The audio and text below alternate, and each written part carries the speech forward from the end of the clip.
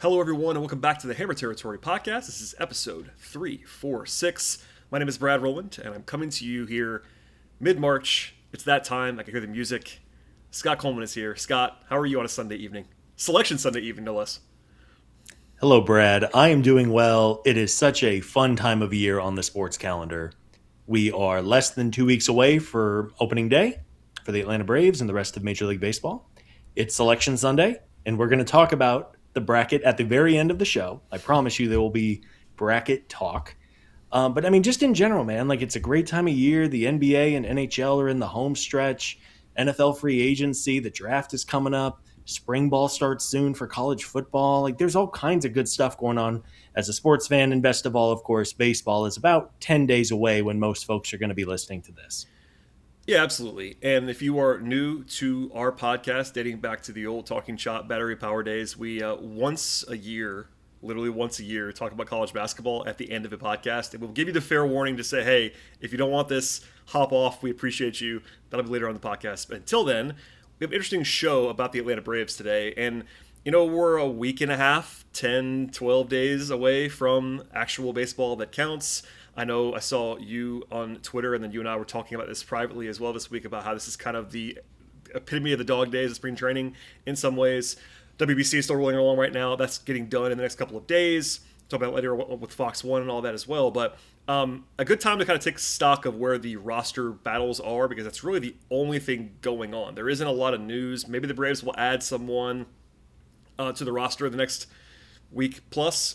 But until they do, it's about monitoring who is on the team, roster battles, and in particular the end of the roster. Because that's inevitably every year. It's like, hey, the number one story, barring injury, is like who's going to make the team and who's not going to make the team. At least for me. Yeah.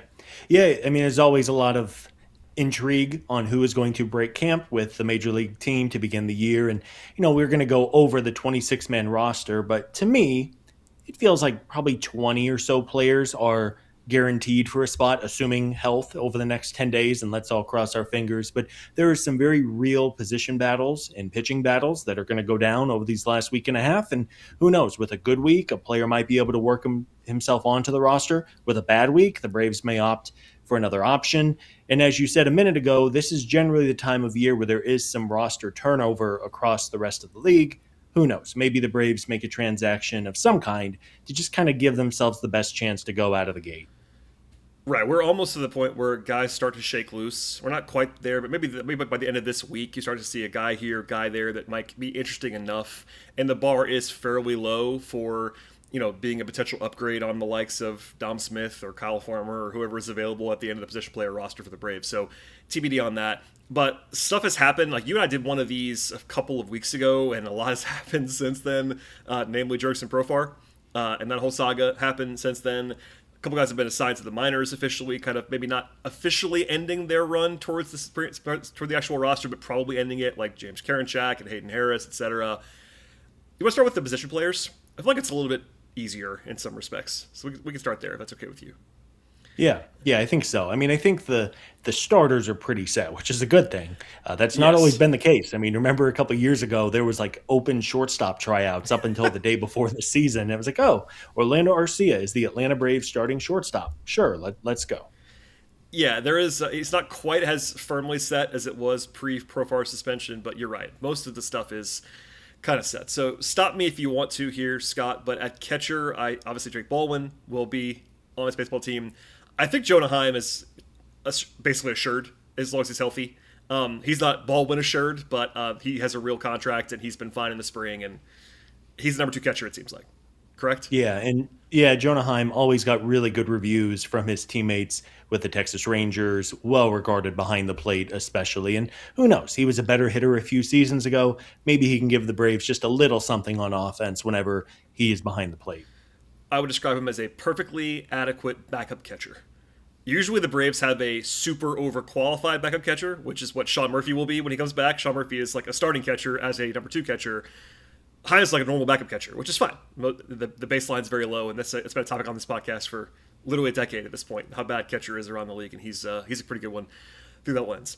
As you mentioned, the starting infield is pretty much written in pen, barring injury. Matt Olson, Ozzy Albies, Austin Riley at third, and then Mauricio Dubon is the starting shortstop until Ha-Sung Kim comes back. There's no really debate about that. And Dubon's been good in the spring. Certainly, it's the glove is the carrying tool for Dubon, his versatility, but even the bats looked like kind of frisky, which is encouraging. Yeah. I think as the season goes along, I think Mauricio Dubon is really going to endear himself to Braves fans. And I think Steven was talking about it. He posted a clip of Mauricio Dubon hitting a home run the other day, and Astro fans were weighing in and said, yeah, we love this guy. We were sad to see him go. In some ways, I think Mauricio Dubon is going to be Martin Prado like. Now, Martin Prado was like a legitimate all-star for a couple of years, and Yeah. Mauricio Dubon's never going to hit the way that Martin Prado did, but the versatility, a guy who's beloved in the clubhouse, I know that was something multiple people talked about when the Braves acquired Dubon, a player who I think is really going to fill in and hopefully do a nice job at shortstop until Kim comes back. And then you're going to have this chess piece that you can move all over the board, all over the field with Dubon. I think it's going to work out for the Braves, and it'll hopefully be solid enough at shortstop just to keep the Braves above water until the lineup looks a little more normal compared to what we were hoping for a couple of months ago. Obviously, a pretty lofty comparison with Martin Prado, and I think people maybe remember like the starting second baseman version of Martin Prado where he was mashing. But you're right, like the original idea of Martin Prado was utility guy. And certainly more of a bat guy than Dubon is, but Dubon's glove's even better than Prado's, honestly. Like the fact he can play shortstop, play outfield, all that stuff, intriguing, and he does have the kind of the feel of a beloved Brave, not necessarily an awesome player, but like a guy that fans tend to like, and I would count myself among that. I think I am. I like that addition quite a bit. You don't necessarily love having to play him every day at shortstop, but he won't have to at a certain point, so that'll be nice. To the outfield, Ronald Acuna Jr. is pretty good, I would say. Michael Harris is showing some encouraging signs in the spring, and then Mike Babe Ruth Yastrzemski as the I would say mostly permanent corner outfielder in the absence of Profar. Mostly permanent, I will say. Any thoughts on that? I mean, obviously the DH spot kind of adds into the outfield conundrum, but those three guys are going to play and play a lot, obviously. Yeah, I mean, I think the most encouraging, like if I had to pick one thing that was the most encouraging sign for a Braves position player this spring, it's that Michael Harris, in a small sample, but has walked about 15% of the time in his spring training plate appearances so far. That is a terrific sign, and that's been the name of the game with Michael Harris since day one. He has power. Whenever he makes contact with the ball, he drives the ball well, but he is such a free swinger, and his on-base percentage is impossibly bad. And we saw that last year when he bottomed out as one of the worst hitters in all of baseball. And then we saw just how good he can be when he turned into Barry Bonds for a month. But then he got back to his free swinging ways and just he wasn't walking, he wasn't getting on base. So the fact that Mike has clearly at least somewhat altered his approach this spring, now we just have to hope that by way of a 15% walk rate in the spring, I mean, even half of that, we're cooking with gas. If we can get a 7% walk rate out of Michael Harris this year, I feel so much better about his outlook for the upcoming year. Yeah, that's still not good when it's compared to what was it, 2% last year, 3%, something like that. It was a very low number. So yeah, I would sign up for 7% walk rate in a minute for sure with Michael Harris and feel pretty darn good about him. Every time we talk about Michael Harris, or not even just us, like other podcasts, other written articles, man, it is clear to me how polarizing he is right now. Obviously, not a guy that people just dislike. Like, he's a local guy. I like Michael quite a bit as a personality. And, when he first came up, it was like jubilant about him. But I think there are people that believe in Michael Harris, people that do not believe in Michael Harris. And it's pretty firm on both sides. I can see both sides, but hopefully there's kind of a step forward in the plate discipline, as you kind of allude to there. I think there are probably two pretty much locks beyond those nine, and it's Eli White and Jorge Mateo, it seems like. I use pretty much because, the only absolute locks I think are the nine we just talked about. Even Heim, I don't know if he's an absolute lock. Probably. I'm a stickler for the word lock. I would say he's 97% or something like that. I think Mateo and White, though, are like 90% plus to make the team. Yeah, definitely. And both are very, very fast on the bases, like 95th percentile and above sprint speeds for those guys over the years. So that's going to be a weapon in late in games. If one of your slower guys gets on base, well, you have Jorge Mateo, you have Eli White to come in and run the bases. They also, of course, Eli White can play all three outfield positions, could play center field in a pinch if you had to. And Mateo is, I think, clearly the best defensive shortstop who would be a backup option. Could also play second, could also play third. So, yeah, I think, like you said, I mean, 100% lock, probably not, but very high 90s that Eli White and Jorge Mateo will be on the opening day roster. Yeah, makes a lot of sense. The versatility, White as the extra outfielder, you can fake it somewhere else if he needs to as well. Beloved guy, all that stuff. Your note here, actually, I totally forgot that Brett Wise is on the 40-man roster until you wrote it on this document that we have. I don't think he's going to be on the team. That's my guess, but we'll see. Nacho Alvarez, the other guy that people know, he was already assigned to the minors. He did go play the WBC, so maybe that was part of this. But I still don't think he'll be up early in the year unless you get another injury. Like you get one more injury, he's up for sure. But if not, I think he probably settles into Gwinnett, and we'll see him at some point this year. I'm pretty sure Nacho will be up for some period of time to back up somebody or do something. But in the meantime, probably Gwinnett, I would guess. And hopefully this year brings better health for Nacho. Yeah. He was somebody who dealt with a couple of injuries last year. And, to me, so let's say there's two bench spots open. You mentioned Brett Wisely, who is on the 40-man. Nothing spectacular. He is having a pretty decent spring, and he's played a lot, especially when the Braves have been on the road. I think Brett Wisely is in the mix. Dominic Smith is in the mix, especially as a potential left-handed DH bat. I think just pure hitter of all the names we're going to talk about, I'd probably take Dom Smith against right-handed pitching over most everyone else, although, Smith, he's not a slugger by any means. Kyle Farmer has supposedly won some favors with a good spring. I know Mark Bowman wrote the other day he expects Kyle Farmer to make the roster as somebody who can bounce around the infield. He's probably even your third emergency catcher if you needed him to be.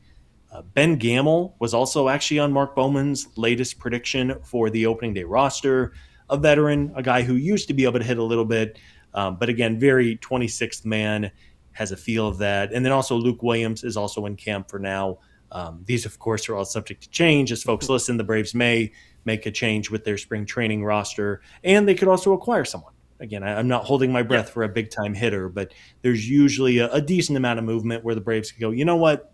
This guy's better than Kyle Farmer. Let's go acquire him for a 17-year-old prospect in the minor leagues or whatever the situation may be. I don't know if they will do it, but that is a position where it is not that hard to find someone else to take a shot on. So maybe they just like what they have. I mean, like is relative here. Obviously, you're patching it together. No one was planning on Profar not being around.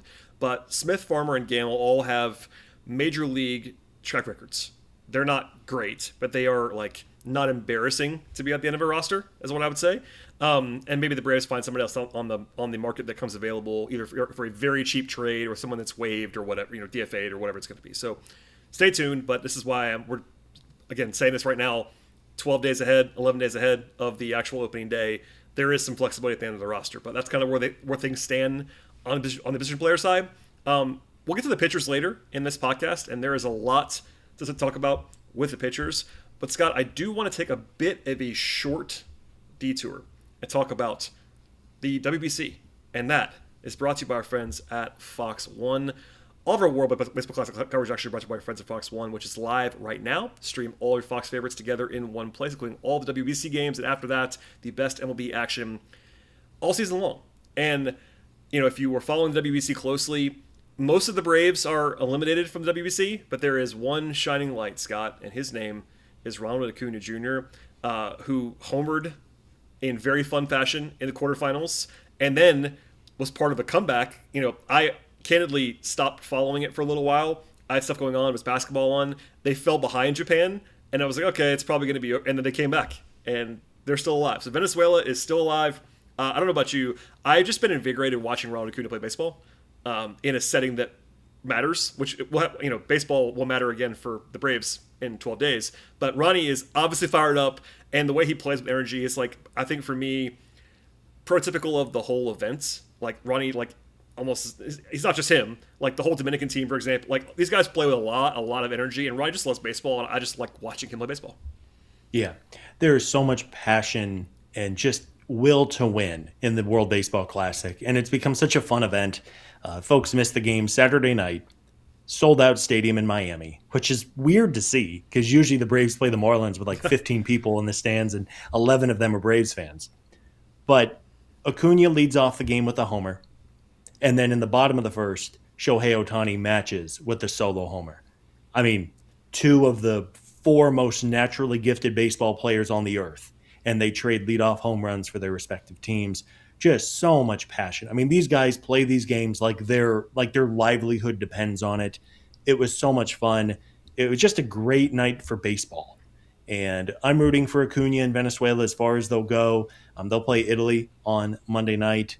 It's just been the World Baseball Classic has been such a fun watch, and it's gotten me even more excited for the upcoming baseball season. Yeah, and so we know that's the semifinal. It's going to be happening on Monday. Take you behind the curtain a little bit. We are recording this during the USA Dominican Republic game, so let's just be honest with our audience, Scott. We don't know who won that game yet, but someone will win, and that's probably the game of the tournament so far on paper. Those two teams. So no matter who wins, I know people are rooting for the U.S. I am too. The Dominican team's also awesome, so it would not be a shock if the U.S. lost. They were only small favorites I saw today, so we'll see what happens there. And then the championship game is Tuesday, March 17th at 8 p.m. Eastern time, and I will be dialed in, to say the least, alongside the first four, of course. But look, Fox One is the place to go for all, and I mean all, of your WBC needs and much more. In fact, from the WBC, through the World Series, the World Cup, to NASCAR, IndyCar, etc. With Fox One, you get it all live. Start your 7-day free trial today. Offers are subject to change. Download Fox One today and stream the World Baseball Classic live through March 17th. Go to fox1.com for complete terms and conditions. Fox One, streaming now. All right, Scott, let us dive back into the roster battles and the projections that we're doing right here on Sunday evening into Monday in mid-March. The starting rotation has a few pretty much locks to make the team, it seems like, again, barring injury or barring a wild outside acquisition. You have the four utter locks if they're healthy: Chris Sale, Spencer Strider, Grant Holmes, Ronaldo Lopez. It seems for all the world like Bryce Elder is going to be on this baseball team. I don't know if I'd go to lock on Bryce Elder, but it does seem he's in the 90-plus percentile just because of the situation. We've talked about Bryce a number of times. It is what it is, but I don't know if you agree with me. The other four are locks if they're healthy. Elder, I will not use the L word on Bryce Elder, but I think he's very highly likely to be on the team. Yeah, we're going to close our eyes, cross our fingers, say a prayer, and hope that Bryce Elder can even come close to replicating what he did a few seasons ago where he made the All-Star team. We're not going to rehash it. Everyone knows, incredible first half, and ever since then, over the last 2.5 years, it's been pretty rough for Bryce, but man alive. I mean, if the Braves can get even decent production out of Bryce Elder as their fifth starter, it will help so much in keeping things on track and getting this team to the back to the top of the NL East. Yeah, and I do think we are, I think, accurately described by some as maybe too low on Bryce Elder. That's fine. There is a world in which he is a helpful major league player. I think there's a world where he's an okay fifth starter who doesn't get hurt and eats innings, and that's actually has some value. I'd like for there to be someone better than him, honestly, to where he's more of a fill-in, but that's where things are right now. A couple notes on this. Grant Holmes looked really good in his last outing on Thursday. That's a good sign. But for all the world, looks like, knock on wood, still the injury he's coming back from, non-surgical. Like, it looks like it's going well. I don't want to jinx it, but it's going well, it seems. Same with Ronaldo Lopez. Like, it's been fine so far, health permitting. We'll see. But the guy we have to at least, in the battle, those we just talked about, that's five guys, right? If you include Elder. There is a battle going on. It includes some interesting types of pitchers. On the young, exciting side, you have J.R. Ritchie and Didier Fuentes, both of whom are young and exciting, talented arms. Then you have Martin Perez as an old guy, and you have Jose Suarez as a guy with options. And we know Alex loves an option. It is what it is. He's around. We'll see. We should at least acknowledge, though, J.R. Ritchie, on Sunday, as we're talking right now, Sunday night, he threw 4 perfect innings today. Like 12 up, 12 down innings with 6 strikeouts. I know he came against backups, but he can't really do more to impress me and everybody else than he's done so far in the spring. And I know Alex's MO is to leave as much flexibility as possible. I get it. Man, J.R. Ritchie looks really good to me, and I'm trying not to get too excited, but I am pretty excited, Scott. I gotta be honest with you about that. Really nice bounce back today by J.R. Ritchie, who 5 days ago pitched against Toronto and was okay. He Yeah. labored a little bit. I caught some of the innings. I mean, it's kind of a tough home plate zone and all that. And I mean, it's spring training for everybody, I guess. But the fact that Richie was so dominant against the Phillies on Sunday, I mean, that turned some heads. I caught a clip where the Phillies broadcast booth was like enamored with Richie, and they're like, wow, we are going to see this kid pitching for Atlanta this summer. The big question is how fast will that happen? And I don't think it's a total 0% that Richie or even Didier Fuentes could open the season with the Braves. But even if they don't, give it give it 2 weeks, 4 weeks, 6 weeks, 8 weeks. That more likely than not, these guys are going to make quite a few starts, throw a lot of innings for this team this year. And if the spring is any indication, especially the way that Richie has grown and Didier Fuentes has really grown, yeah, I think we're going to feel a little bit better about this rotation, even with all the injuries that they have. Yeah, I think that we bang this drum all winter long, but I know people are just kind of getting back to baseball now. I know we have listeners that are just returning, and welcome back. But it's like you need 12, 13. Last year it was like 16. The Braves starters that they needed. That's probably an outlier, but you probably need double-digit starters. That's the reality. And even if, let's just say, Schwalbach comes back at a reasonable timetable, let's just say Herschel Waldrop comes back at a reasonable timetable, you still need more, even if those guys do come back. And I think over the course of a season, it would surprise me if we didn't see Richie, if we didn't see Didier at some point. Maybe not for 2 months straight, but like spot start here or whatever. Not surprising. And you're right, there is a little bit more. It's not a blessing in disguise necessarily, but like there is a little bit more wiggle room for Alex if he wanted to like plant his flag and say, you know what, J.R. Richie opening day roster. I wouldn't be stunned by that in the way I would have been 2 months ago. I mean, the Schwalbach and Waldrop injuries opened the door for that, if we're being honest. But I think that because they have this stretch at the beginning of the season where they play all these games in a row, and they really might go with 6 starters. If you go with 6 starters, one of them might be J.R. Richie, and that would not blow me away. I think one of them would be Bryce Elder probably. But if it's like if your choices are J.R. Richie and Martin Perez, even Alex might be like, you know what, let's just do this thing, you know. Yeah. Yeah, it's going to come down to how do they want to navigate the first 3 weeks of the season. And as a reminder, the Braves play 13 games in a row, including a West Coast trip to open the year. Woo! They finally get a day off, and then they play 6 more. So they play 13 in a row and 19 out of 20. And teams, not just the Braves, everybody is cautious with pitching early in the year. Gotta be. So, like, do you think Chris Sale's going to start on normal rest 5 days into the season? I don't. I mean, he might, but it's a great point to bring up. Like, even Strider, like they might want to give these guys an extra day, and that's if all it is on the margins is like you're talking about one Richie start or one start. It's like they're probably going to just do that. I mean, we've seen the Braves do this before, even when they had better situations.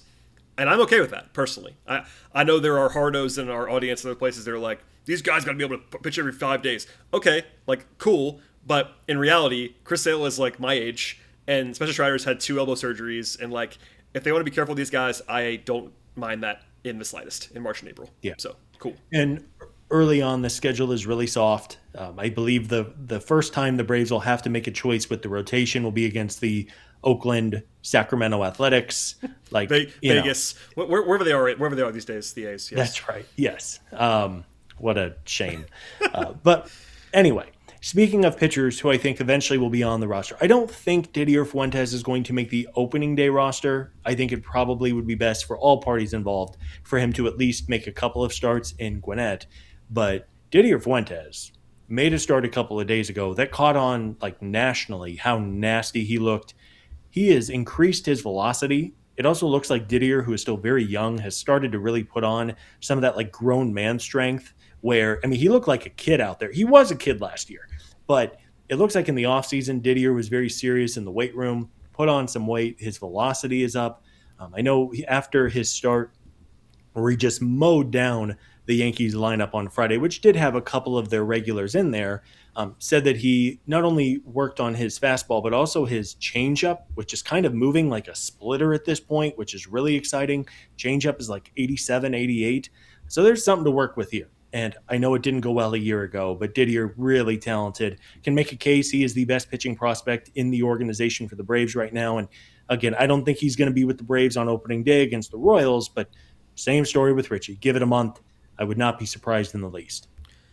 For sure. The velocity being up, every single person I trust on the Brave system was screaming about how, like, do not forget about this guy because of last year. And I agree with that all the way through. And he looks the part so far in the spring. And it's the spring. He's really young. He's still 20 right now, which is very, very young. I could be his father. I'm not, but I could be. Anyway, it's one of those things where they have options. I think I said this wrong earlier. Jose Suarez does not have options.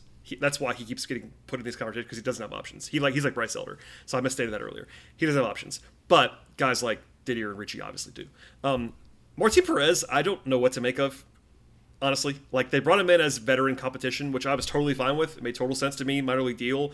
I don't know what they think about him now. There's not been a lot of reporting about Martin Perez, even from the beat guys. I don't know where they stand on Martin Perez.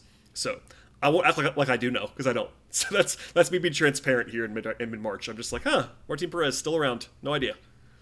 Yeah, there's a very fine line between roster management the first 3 weeks of the season and what gives you the best chance to win. Yep. And I don't think those are necessarily always a 1-to-1 correlation. They're not.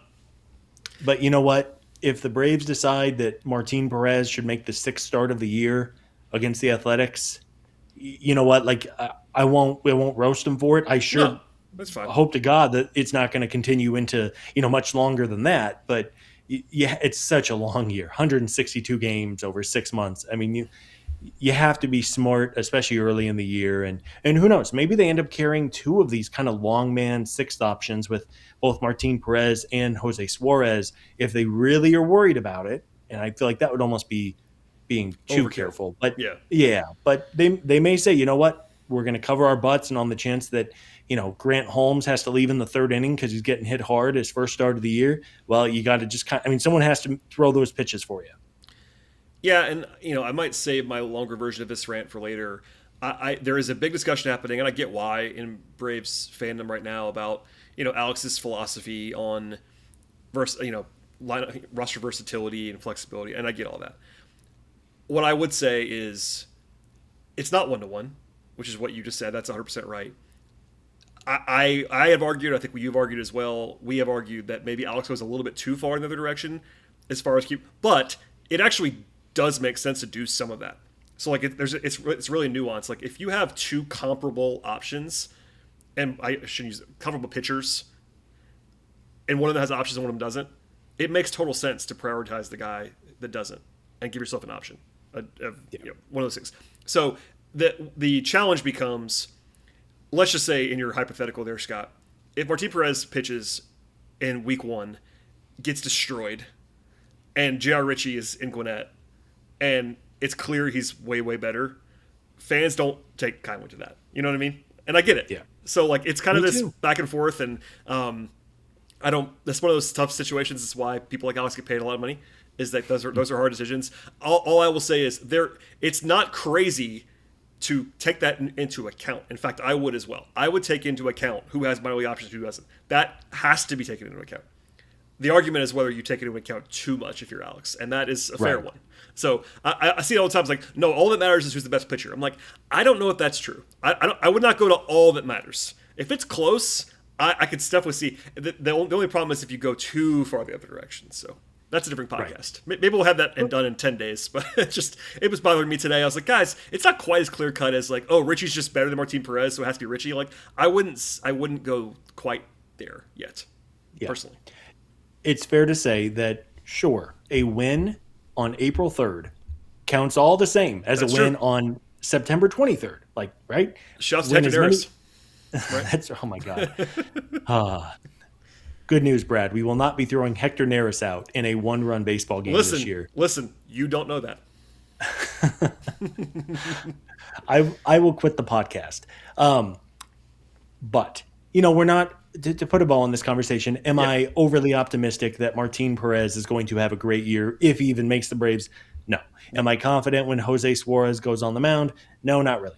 But there is a world where those guys are at least serviceable and could give you a couple of decent innings, and you just kind of reevaluate. And pitching is a day-by-day situation.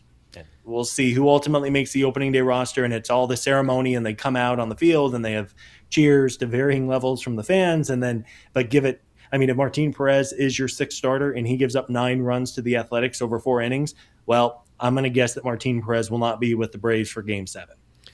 I think you're right on that. Okay, Scott, we'll get to the bullpen in a second. That'll be a little bit more of a breezy conversation after a word from our partners on today's show. In the pharmaceutical world, there's no room for error.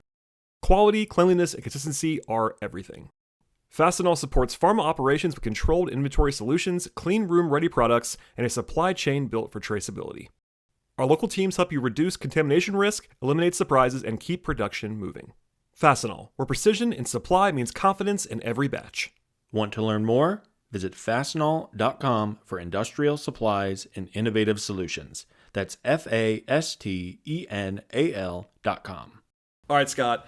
The bullpen has its own set of challenges and question marks and uncertainties. There are a bunch of pretty much locks. Obviously, Raisel Iglesias. You got Suarez, you got Kinley, you got Payamps, I think is pretty much close to a lock. Dylan Lee is an absolute lock. Aaron Bummer, if he's healthy, is an absolute lock. So that's up to, is that 6? Yeah, 6 guys. Payamps, we've talked about before as being like one of those 95% versus 99% locks. With every passing day, I'm getting higher and higher on Payamps being on the team. He has a guaranteed contract. He's going to be on the team, I'm pretty sure. But yeah, and for a guy who's maybe not in the mix for like the 8th and 9th innings, Yoel Payamps has thrown the ball really well this spring. Yep. And like his stuff plus has looked good. And again, we're talking about like 4 appearances so far, but sure. Payamps looks good. He talked about having a weird offseason a year ago, whereas this one was more normal. And he was a pitcher who was very, very talented and capable a couple of years ago. I think the Braves are hoping to kind of catch lightning in a bottle. And if you tell me that Payamps has a nice season in the Braves bullpen, I would absolutely believe it. 100%. I am with you on that. So that leaves basically 2 spots, again, health pending, available. One of those could be the extra starter. So we just don't know. That's why, like, you're almost putting Jose Suarez, Martin Perez, even Rich, like some of these guys in the same bucket as the relievers. It's like it's kind of a give and take there. I don't know about you. It certainly seems to me like if they're going to keep another pure reliever, Dylan Dodd is the favorite for that right now. I mean, we talked about Karinchak, you and I, a week ago, who looked good, but he was already set to the minors this week. Like, he has options available. I think he'll be up at some point, but it seems like that was a decision against him on the opening day roster, most likely. You got Ian Hamilton. Like, Dylan Dodd's still in Major League camp. He was good last year. I know he's a lefty. Like, I'm penciling Dylan Dodd in. Not pen, but I'm penciling him in right now to say if they keep another reliever, it seems like it's probably going to be Dylan Dodd. I don't know. Yeah. Yeah, I would agree. I think Dodd is both the best mix of he was good last season. Yeah, he was good. He's fine. Legitimately good. And back in the day, of course, Dylan Dodd was a starter. Mm-hmm. So I don't know how many innings Dodd could throw, but in theory, he could probably cover 2-3 innings. Potentially multi-inning at least. Like, he's not like a one-inning reliever only, for sure, which matters. And he was good enough last season that I think Dodd could get some like real leverage spots out of this bullpen, especially not knowing from the left side how good is Aaron Bummer going to be after a down 2025 season. So yeah, I think Dodd is the easy leader in the clubhouse to be maybe the 7th man in the bullpen. It's just really a matter of, do they carry another reliever or do they carry that 6th starter designated long man? And I think that's the way they're going to go. I do too. You got Ian Hamilton, who's been banged up in spring. I know Mark Bowman projected him to be on the IL potentially when the season begins. I don't know if that's going to happen, but it could.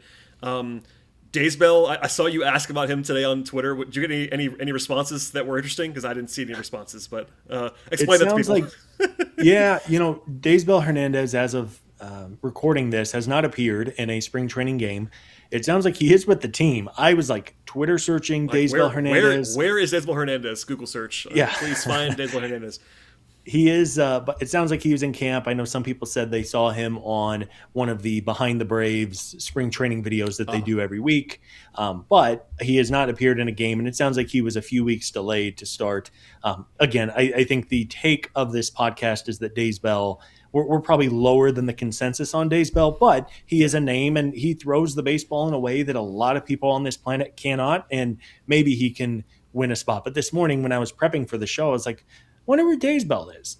And then I was like, is he pitching? Is he healthy? Is he with the Braves in camp? I don't know. So anyway, that's the Daysbell Hernandez update in case anybody was eagerly awaiting for it. Well, he's a name people know as well. He's been Yeah. on the team before.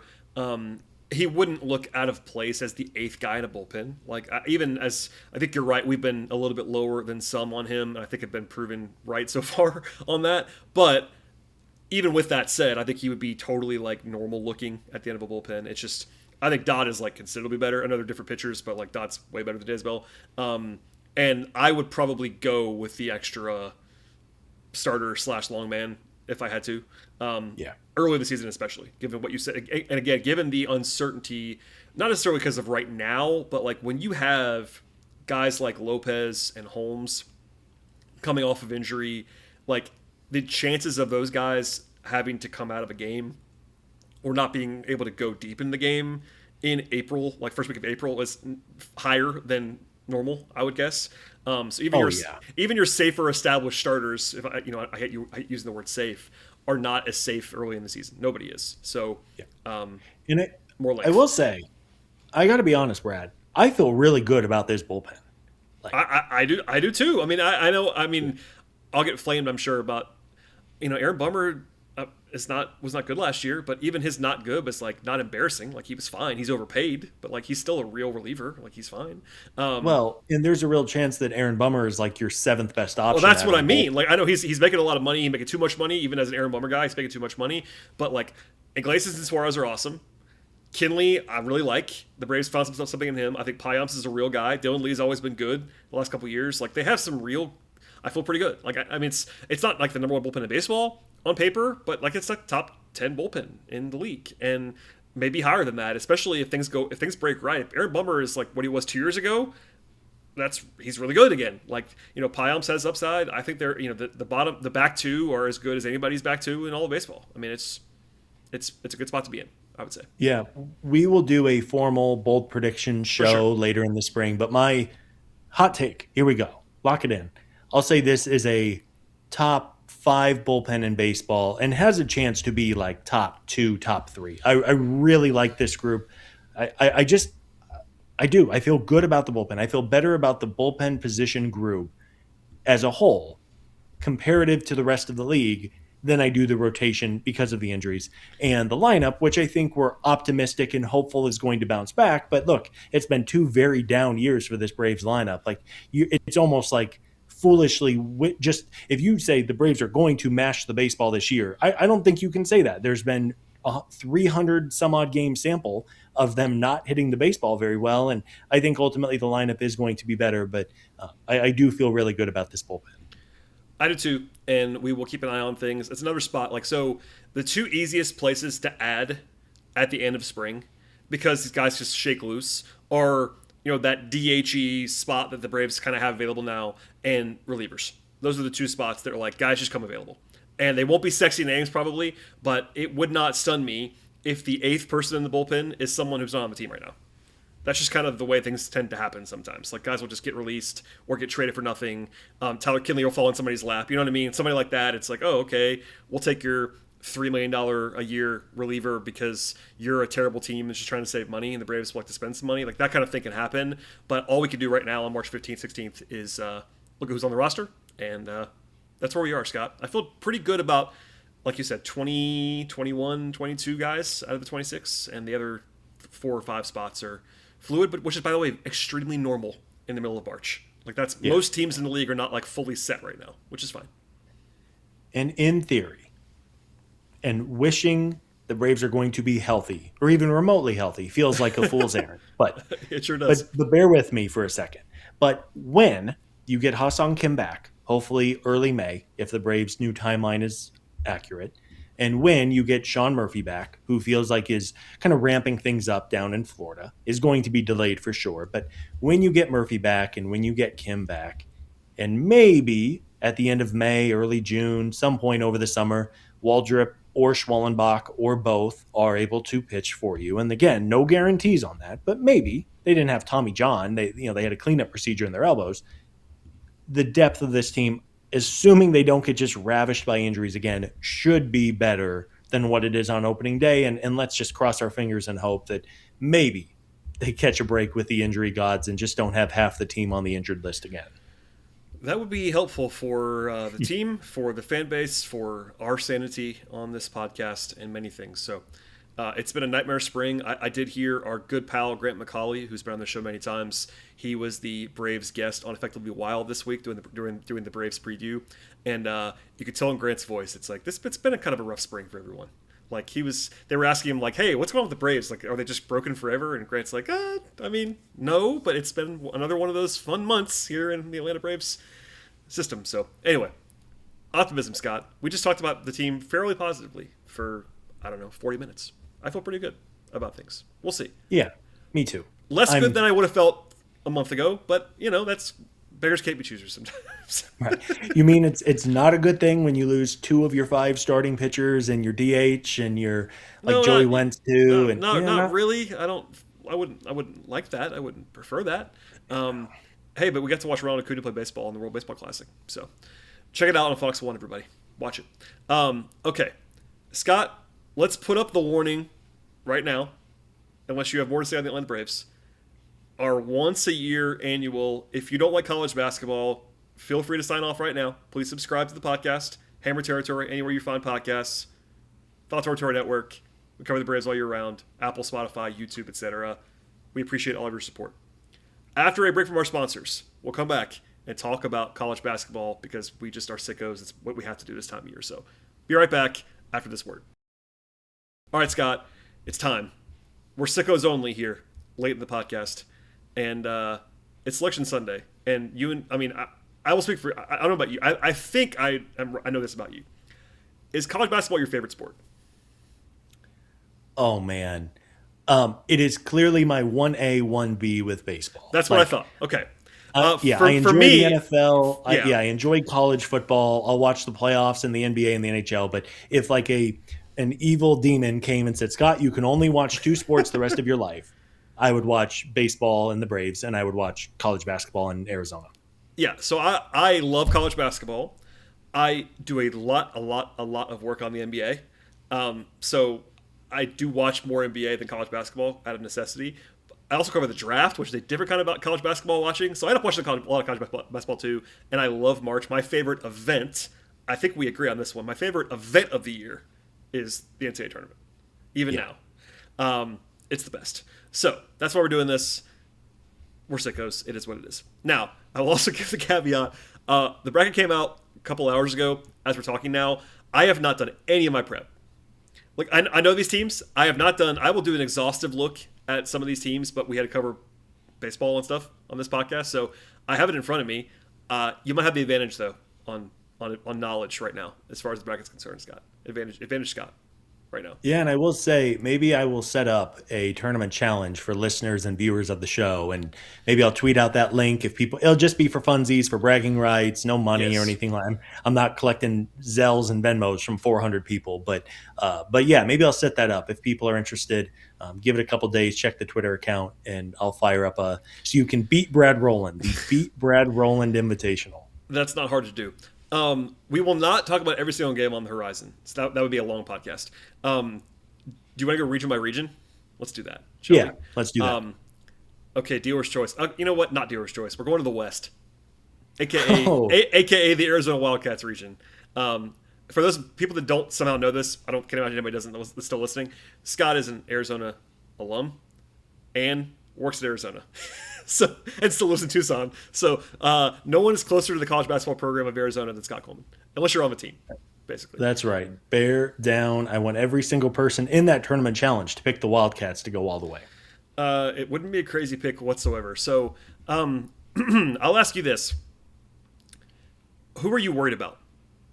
You're an Arizona fan. Who are you worried about in the West? And just as a refresher, if you don't have it in front of you, this is the region that has Wisconsin's the 5 seed, Arkansas is the 4 seed, Gonzaga's the 3 seed, and Purdue is the 2 seed. If you want to go deeper than that, you're on your own. But who are you worried about as an Arizona fan? I think both the 4 and the 5 seed in this region, assuming they win their first round games, are really scary. Arkansas just won the SEC tournament. Wisconsin has some bad losses, but also has as many good wins as like any team in the country, which They is a little they weird. they beat Michigan at Michigan and then almost beat them this week. So I've Yeah. seen quite a bit of Wisconsin in my dreams this season. So I'm with you. Yeah, so in High Point as a 12 seed is going to be, I think, a popular pick to maybe upset Wisconsin as well. But to me, I think Arkansas Wisconsin could be one of the games of the tournament, and then of course, I mean Arizona. I don't see any problems with Villanova or Utah State. Famous last words. But if Arizona can get past Arkansas or Wisconsin, the bottom half of the bracket, I don't know. I don't think this Gonzaga team is as good as recent years. They also were without one of their, I think their second leading scorer is not expected to play in the tournament. And then Purdue, which just won the Big Ten tournament, was kind of on the downslope at the end of the year. And I think that Arizona is a bad matchup for Purdue with the way that Purdue wants to play. So I'm taking Arizona in this region, call it a homer pick. But if folks haven't seen Arizona, they're just such a good basketball team. I mean, they are. I mean, it's all season long. It's been Duke, it's been Michigan, it's been Arizona, and I mean, and then probably a teardrop below that to a couple other teams who we're going to talk about. But Arizona is just, I mean, they are a wagon in every way imaginable. Yeah, I'm not saying this because you're here. I think you know that I would tell you this no matter what. If I had to pick a single team to make the Final Four, now that I have seen the bracket, I would take Arizona. And it's not because of you. I think they're really good, and I'm a little bit lower on Purdue. Purdue's got veterans. They played great this week in the Big Ten tournament. They won it. I do like Gonzaga, but you're right. They are not full strength right now. Arkansas, John Calipari in the tournament, I'm not enthused by. They have a lot of talent, but he's not exactly the best schematic coach in the world. Wisconsin, as you said earlier, they have some bad losses. They're a pretty bad defensive team. Yeah, I feel good about your Wildcats. I'll be in Indianapolis. I hope to see you there, and I think you're only going to show up if they're there. So I hope to see you there, and we'll see how that goes. And there is a local team in this region. Kennesaw State is going to There sure do their is. best. Yeah, do their best against Gonzaga. Look at you pulling out the local in Atlanta, Georgia. You're not from here at all. Yeah, I have a good buddy of mine played at Kennesaw State, and I think is the all-time leading rebounder there or something. So shout out to wow, Aaron. look at that. Yeah, so I will be. I think Gonzaga is going to be tough, but Yeah, go Kennesaw they're. State. I have not seen the line yet. They're going to be a large underdog.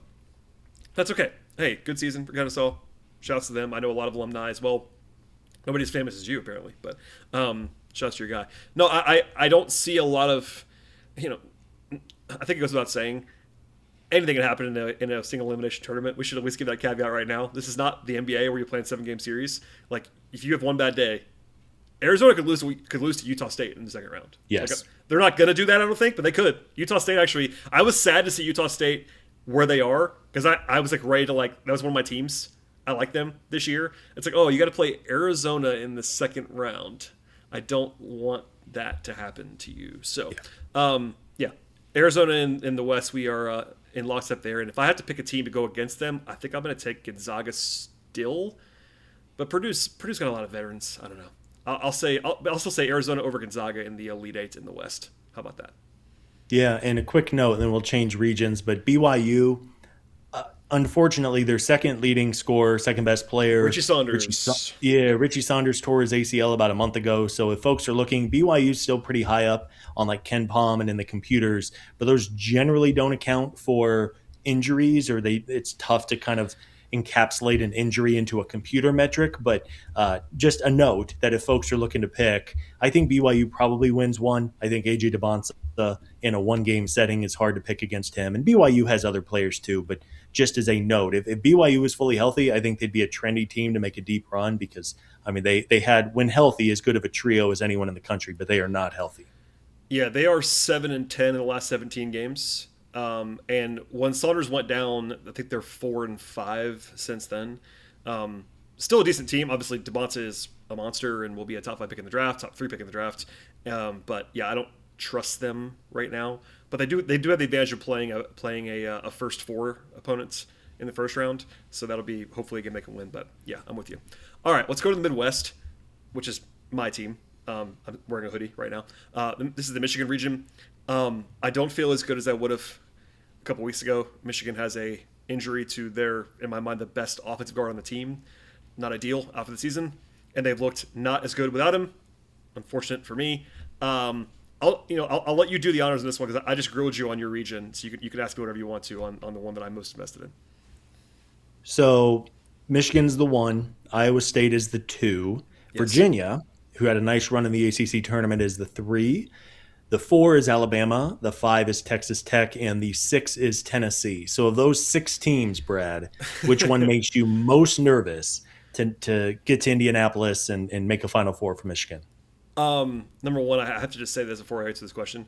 Um, our colleagues, our co-hosts on this podcast, Sean is a Tennessee fan, and Steven's an Alabama fan, and all three of our teams are in this region, so Yeah. that's going to be interesting.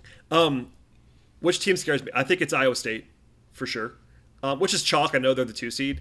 They're extremely well coached. Now they are also prone to playing down at times. They play some ugly games at times. Like they lost to they lost by like 100 to Arizona the second time, but they lost to Cincinnati in a game that they just looked terrible. But they only have one home loss this year. The rest of them are road losses. I do like Iowa State too much actually. They're a top 5 defense in the country. I'm worried about that game. Can Michigan score on Iowa State is a question that I don't want to have to answer. I hope they lose before then. But that would be the team that I am most afraid of by a lot. But I will say, and you know me, I'm a pessimist. I think Michigan got the best draw of anyone, which is unfortunate.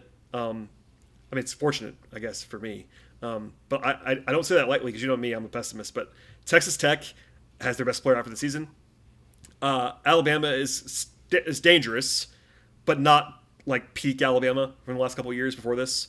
And Virginia, I like, but if you watch them play Duke in the regular season game a couple weeks ago, you will know that they are capable of being blown off the floor. They were absolutely torched on national TV. So, same thing. Michigan can lose to anybody, and I'm feeling worse about them than I have in a long time right now, honestly. But number 1 seed and should be, and they're the favorite for a reason, I would say. Yeah, I think in this region, the most trendy upset, maybe of any region in it, is going to be 12 seed Akron over Texas Tech. And Yes. it is such a shame because JT Toppin was maybe the second best player in the country this year, but Toppin tore his ACL about a month ago as well. And Tech I think they're 3-3 since Toppin tore his ACL. So again, if you look at the computers and go, wow, Texas Tech is really up there, but they do not have Toppin, who was a walking 20-10 whenever he got off the bus. I think that Alabama Hofstra game could be a lot of fun with just the tempo and speed. I think Alabama's always terrifying because if you get them on a night when they make 23 pointers, You're in trouble. you are in the soup. But you can also get a night where they go 8 of 40 on threes and you win by 25 points. I mean, that's kind of the interesting draw. And then you mentioned Iowa State's a really good basketball team. I think if anybody in this region would be able to take down Michigan, potentially in an Elite Eight situation, Iowa State's really, really good. I agree with you about Virginia. I think a solid team, a team that should get to the Sweet 16. But yeah, I think, even St. Louis, Georgia is like a really fun. Oh yeah. I think I saw it has maybe the highest or second highest over under of any game in the first round. So that should be really high tempo as well. A fun region, a lot of offense in this region. But I do think it's a pretty favorable draw, all things considered, for Michigan. Yeah, this is for our guy Steven. Alabama is terrifying. They're number 3 in the country in offense per KenPom. They also have the worst defense of any top 7 seed at KenPom this year. So, not a peak Alabama team. And I've seen some DMs from Steven that will tell me how he feels about his team right now on defense. But no, I'm with you. Should be fun. I am not looking forward to the internet experience that will emerge for me if Georgia beats St. Louis and it's Michigan, Georgia. Just because of where I live, it won't be a lot of fun for me. Now, it's better if Michigan wins, but I don't particularly enjoy the online discourse that will happen for 2 days there. People are gonna be coming at me because then if it's all downside for me. If Michigan loses, it's like the end of my life online, and not a lot of fun there. But hey, it'll be a interesting region. Okay, let's go to the South, shall we? This is the wide open region, at least on paper. Florida's the 1 seed, but they have the best 2 seed in the region, which is Houston. That's the way it should be. The worst 1 seed should be the best 2 seed. That's happening here. 4 and 5, Florida, and then Houston. Illinois is the other team with a great offense, bad defense. They're Alabama, but a little bit better probably this year. Who else is in this region? You have Nebraska, who got seeded lower than I thought. I thought they might be a 3 seed. They were a 4 seed, but they've also been playing pretty, not badly, but not as impressively for like the last month or so. Yeah, Nebraska's 6-6 over the last 12 games. And one of the storylines that you probably have already heard, and yeah, I promise you will, is that Nebraska has never, ever, ever won an NCAA tournament game. Ever. They are the only team in a power conference that's never won. Northwestern won a couple years ago for the first time ever. No, it's only Nebraska. They're the only team that's never won one. They're going to be favored to win. I honestly hope they do win because it would be like so brutal. They were 20-0. If you don't follow this, they were 20-0 this year. They were like number 2 in the country or something like that at that point in time. Anyway, yeah, they're in that region, and then Vanderbilt's the 5 seed. They've been really fun. I really like watching them play. Great guards, etc. So a fun region, and I'd love to watch Florida and Houston. That would be a game that I would be interested in partaking in. We'll say.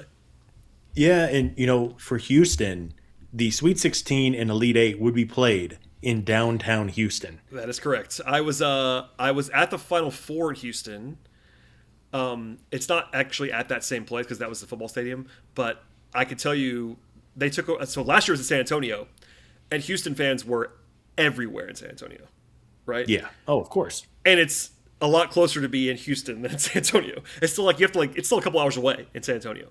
It is literally in Houston. So if I'm a Florida fan, I kind of knew this was going to happen. Honestly, going into the day, it was like this is what was projected. But if I was a Florida fan, I would not be terribly enthused about having to play probably a not full on road game, but like certainly a semi road game in the Elite 8 as the number 1 seed is not a lot of fun.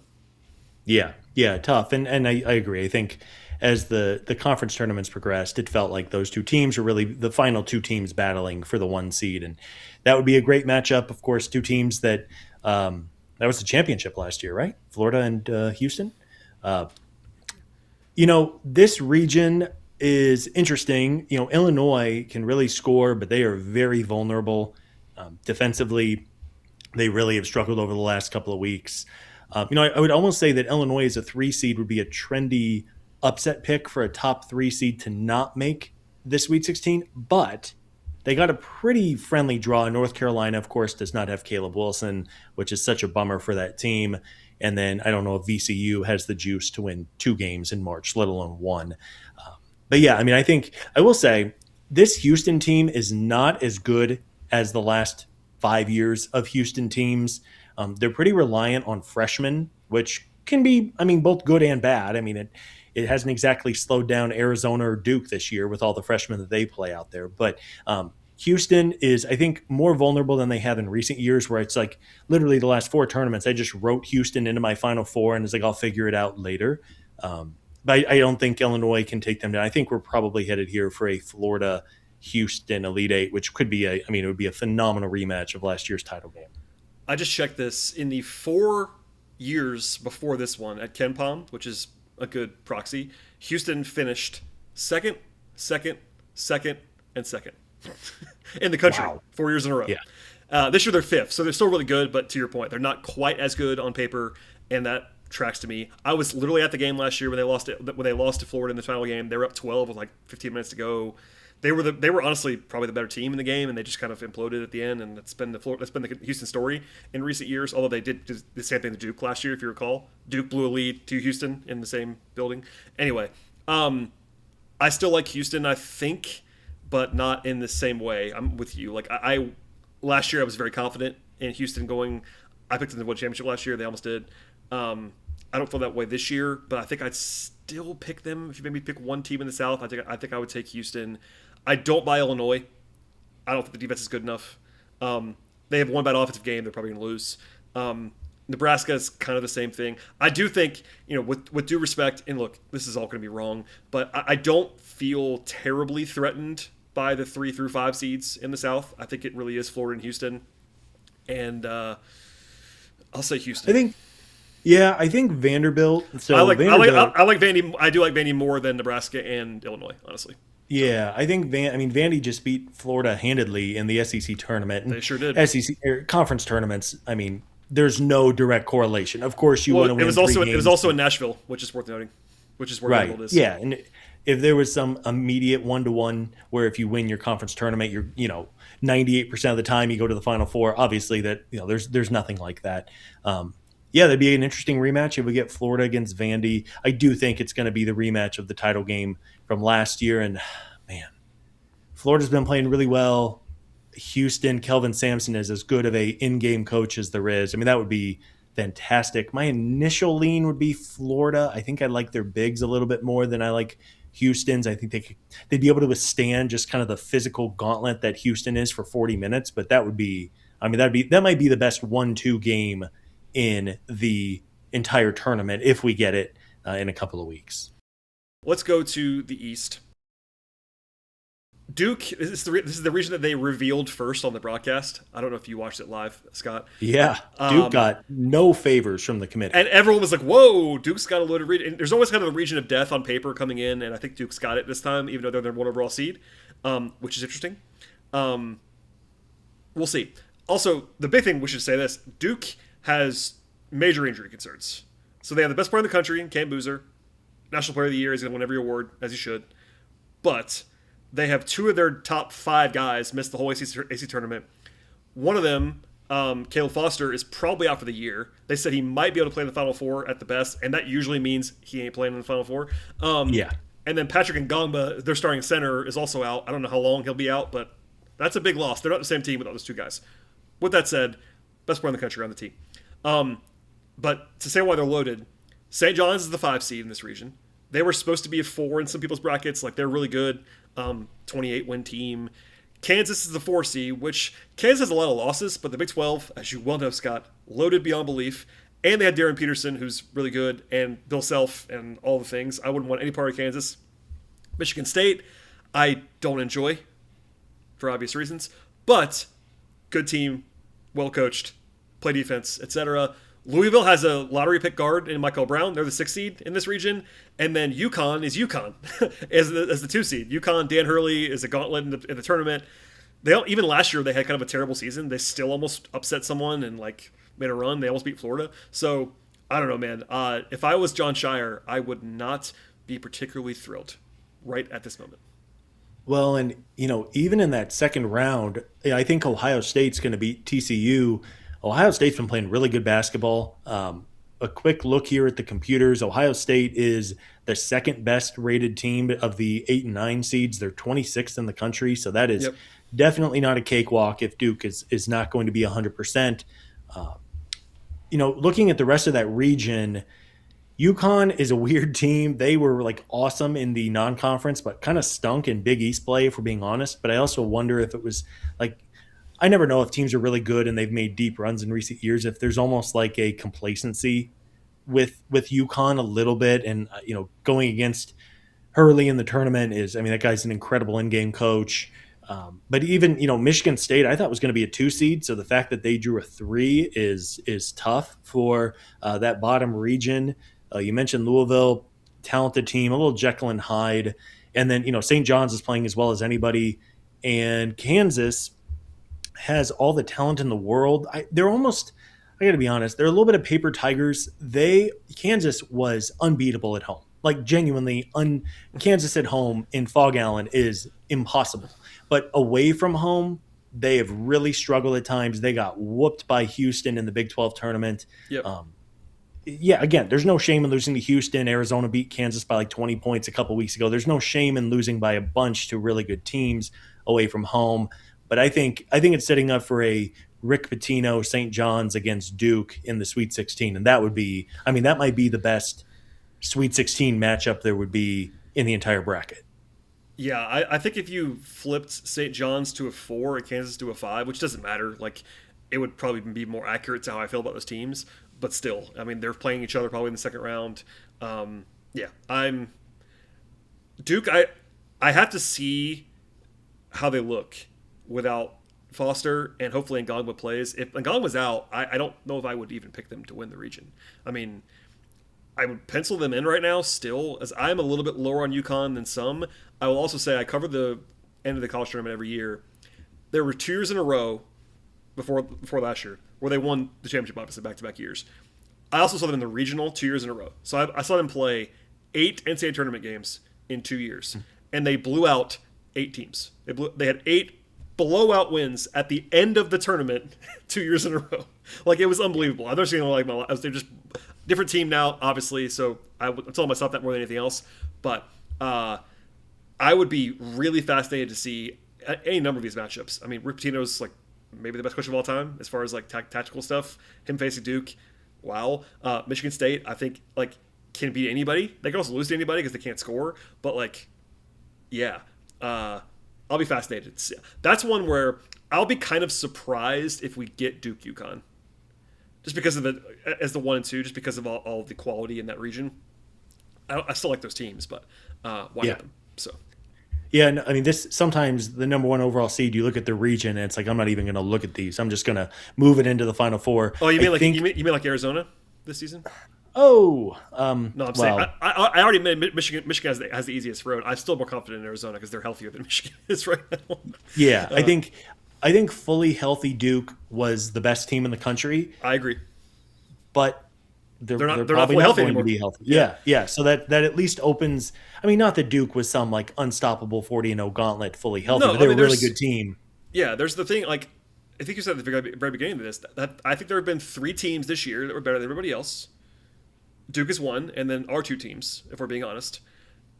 Duke and Michigan have injuries, and Arizona doesn't.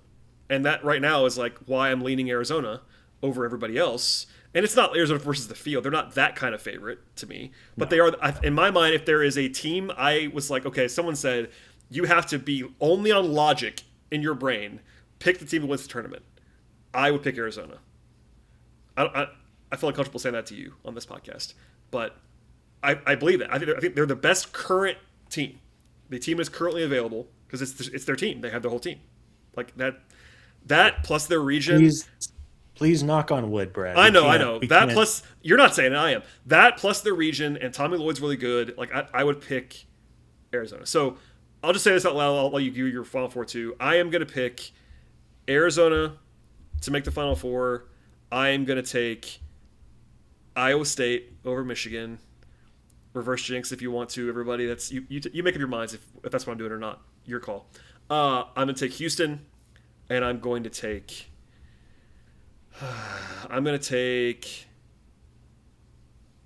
Duke still, even though I don't like it.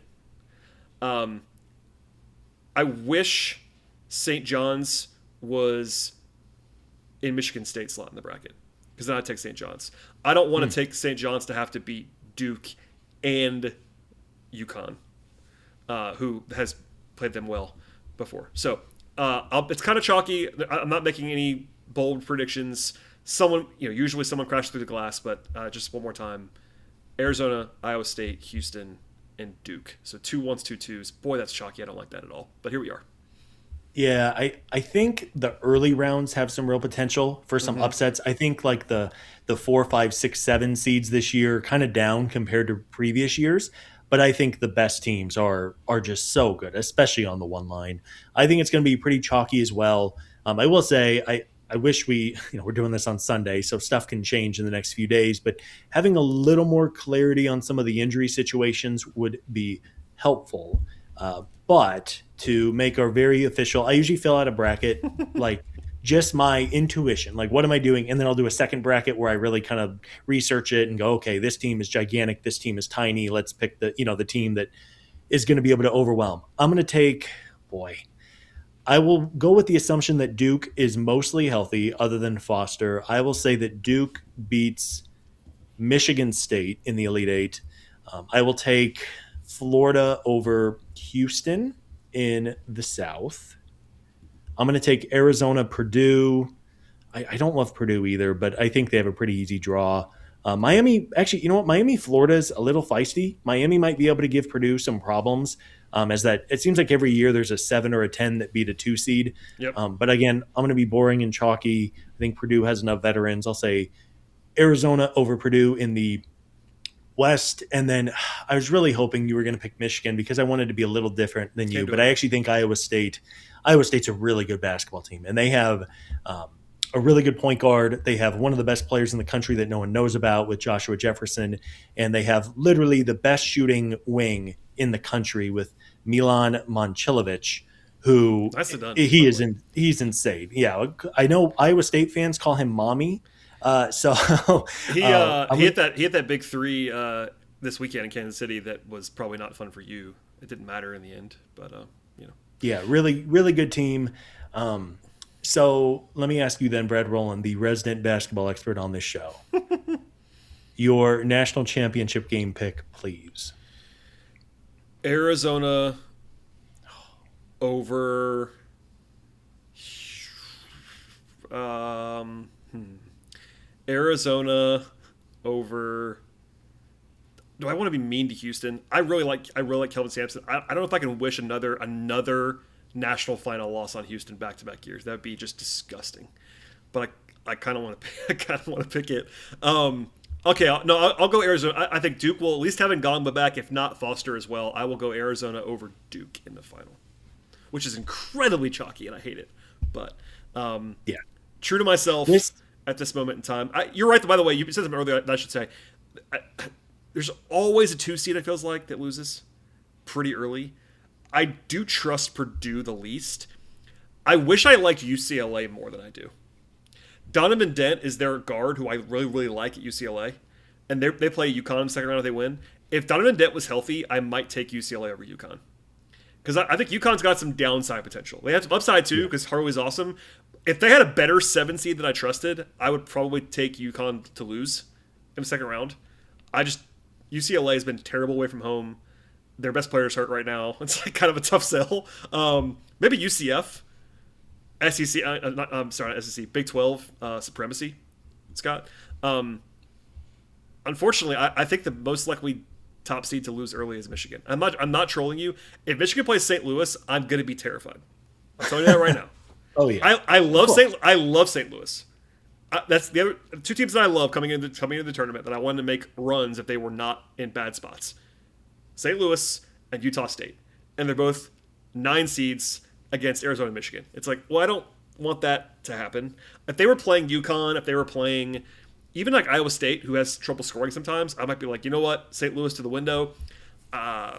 Anyway, those are my two favorite like non-top 5 seeds are those 2 teams, and they both are in bad spots. So Yeah. couldn't do it. The NCAA tournament is great and amazing and one of the best sporting events in the world, if not the best, except for when your team is playing. And then it's 2.5 hours of just absolute misery of clenching every part of your body and just saying a prayer. You were so right about the college. I would say the conference tournament's even worse, which I know you said on Twitter today. If you were a fan of a really good team, like a top seed like Arizona, the conference tournament, it still matters. You want to win it. Arizona won theirs today. Michigan lost theirs. Sorry, last night. Michigan lost theirs today. I didn't enjoy watching them lose today. I also am not heartbroken. What I didn't want to happen was an injury. And Jax Lindeborg, Michigan's best player, was limping around with 3 minutes to go. And I was like pulling. I was fine. They were losing. I was like frustrated, normal frustration. When Jax turned his ankle, I wanted to run out the door screaming. I was furious. Yeah. And hopefully he's fine. But it's like, oh, come on. Just get through the weekend, please. Yes. There was nothing for Michigan or Arizona or Duke or even Florida to really play for. You get to hang a banner for the conference tournament. It matters. I mean, I want to win the conference tournament. Everybody wants to, but you're right. As far as like teams that have clearly all season long been like, you know what, we have a more than 10% chance to win the national championship this year, which all those teams that you just listed do. It's like, get through the weekend, man. Yeah. Hold on.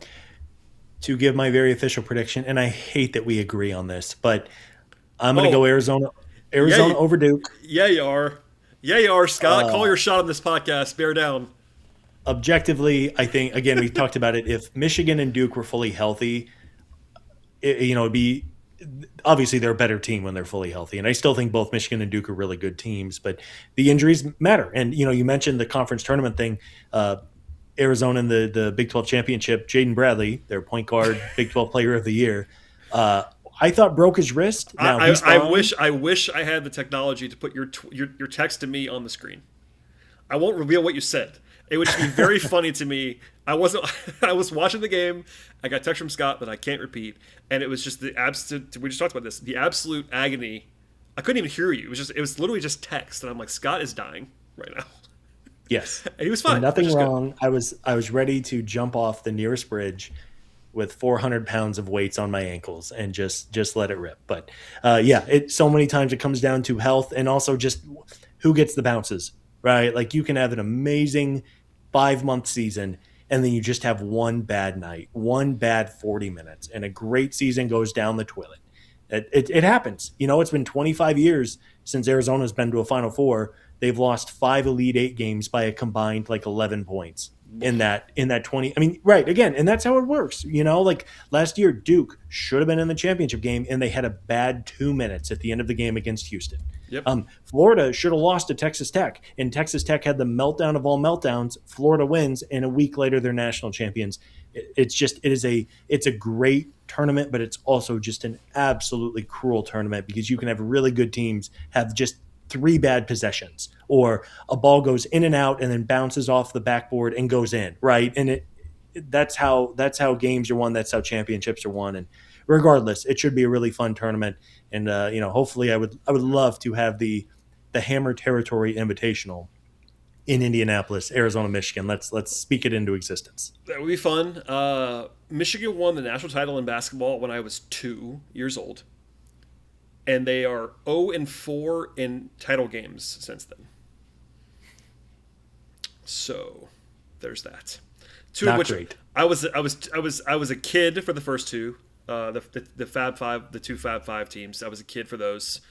I was an adult for the last two, and I did not enjoy those games. I was at one of them. In fact, Michigan lost the title game in Atlanta in 2013. Ooh. I was there, didn't enjoy myself.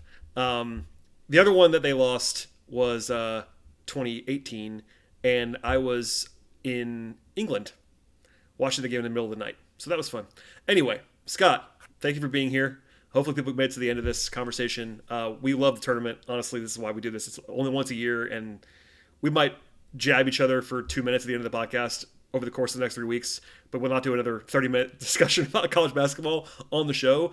But hopefully people enjoy this. I know people either hate it or don't. It is what it is. But keep it locked. We will be back with more Braves coverage later on this week. And there are real games coming up soon, which is fun. I'm looking forward to that. Scott, we'll talk soon. Anything else to add before you get out of here? We will indeed talk soon, Brad. That's what we do on this We'll show. talk soon. Lots of stuff, lots of Braves stuff coming soon. Of course, we said 10 days or so to opening day. We'll have plenty of Braves content. Should be a lot of fun. And again, if folks want to get into that bracket challenge, I will set that up in the next day or so. We'll link to it in the show notes on YouTube and on audio, and then I'll tweet it out as well a couple of times if people want to get in. Should be a lot of fun. Absolutely. Keep it locked, everybody. Please subscribe to Hammer Territory anywhere you get your podcasts. If you're a video watcher, that's great. Please also subscribe on the audio platform as well and download the show. Help us to spread the word as well. Same in reverse if you're an audio listener, which I always am on podcast. Like on YouTube, all that fun stuff. Tell your friends. We appreciate you being here as always, and we'll see everybody next time.